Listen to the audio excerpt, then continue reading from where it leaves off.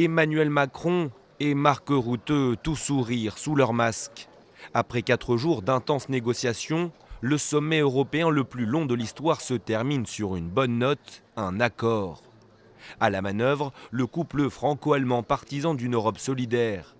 Lors d'une conférence de presse conjointe, Emmanuel Macron et Angela Merkel, connus pour son orthodoxie budgétaire mais qui s'est rangé aux côtés du président français, saluent une avancée majeure.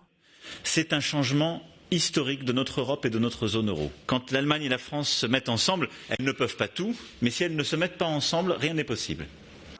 Sur la table, un plan de relance post-Covid de 750 milliards d'euros, la première fois de l'histoire que plusieurs pays européens empruntent en commun sur les marchés. Paris et Berlin militaient pour une enveloppe de subvention de 500 milliards, elle est finalement de 390.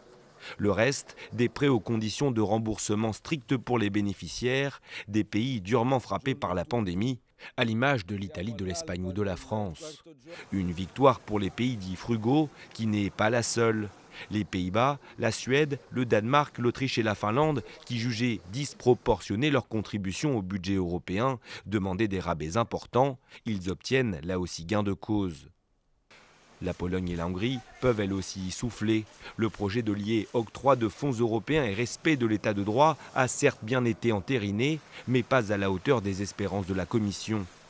Désormais, toute suspension ou réduction de ces aides devra être approuvée par une majorité qualifiée des États membres, un minimum de 55%, rendant difficile toute procédure.